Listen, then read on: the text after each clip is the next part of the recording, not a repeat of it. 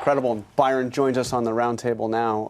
But George, this was really one of the defining moments of the 20th century.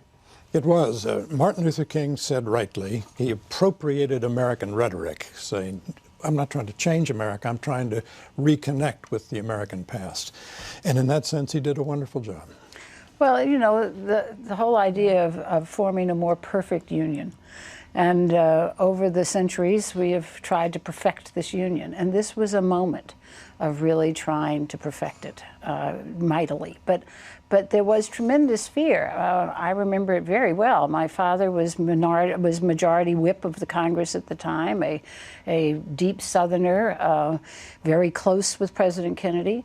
And the fear of violence that was palpable, and the fear that it would ruin the cause of civil rights. That was the real terror. But it was also, for a little girl, I was not yet 4 when I watched it at home with my grandmother who was with us, and to hear those words, free at last, and to believe that at some point life would be better, that things would change, and to have witnessed the amount of change I've seen in my 50-plus years. It's amazing, it's incredible, and yet, if Dr. King were alive, he would still be marching today. Yeah. Marching to raise the minimum wage, to ensure that workers could organize. He would be marching for the same values that he marched for 50 years ago. No question about that, right, Byron? Yeah, without a doubt. And talking to John Lewis, he talks about how the dream still lives, that only the down payment has been made. Very focused about jobs.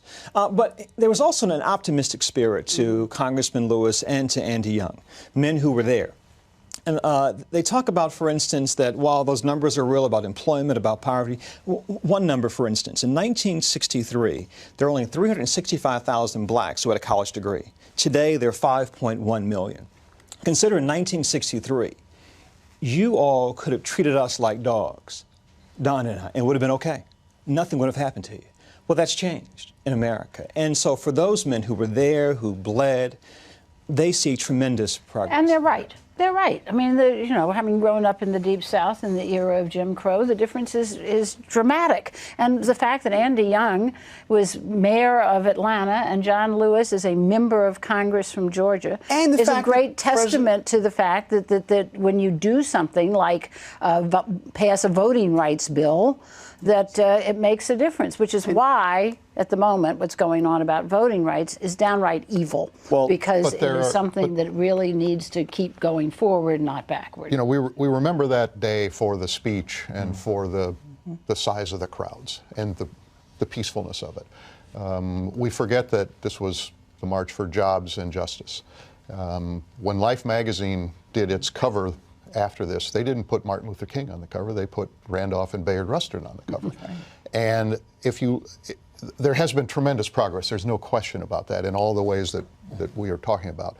But the persistence of the gap between white wealth and black wealth, white income, black income, is something that has stayed almost constant for the last 2 decades. But the gaps to which you refer were foreshadowed by something that happened 8 months after the march. 8 months after that, a young social scientist from Harvard working in the Labor Department published a report. His name was Daniel Patrick Moynihan. He said there's a crisis in African-American community because 24% of African-American children are born to unmarried women. Today it's tripled, 72%. And that, not an absence of rights, is surely the biggest impediment. Donna, you know, it'll be incredible on Wednesday to see President Obama giving a speech from the very spot. Right. Yeah. By the way, a dangerous thing to do. I mean, easy to be overshadowed. But what's interesting is that there is pessimism even among African Americans about what's happened under President Obama. Look at this poll from Pew just this week. 26% of African Americans say the situation for black people has improved over the past 5 years. 21%, almost as many, say it's gotten worse over the past 5 years. Well, I think we have to look at the Great Recession of the last few years that has left African-American families devastated. Black wealth has dropped even more because of the deepness of the recession. And the fact that black unemployment is still in double digits while overall unemployment continues to inch down. There are critical issues that the African-American community must continue to address, clearly education being the most important passport out of poverty, the criminal justice system that takes too many of our young lives and then they disappear, impacting the black family itself. But there's no question, 50 years later, with a black biracial president standing before the American people, declaring once again that dream remains, that dream is still alive. We're almost out of time. I do have to ask you, Dan, the Washington Post the day after this. Let's take a look. This was the front page of the Washington Post the day after the march. There are a few words you will not see on that entire front page. One of them is Martin Luther King, and another is I have a dream. They missed the lead. We blew the story. We missed the story. We blew the story.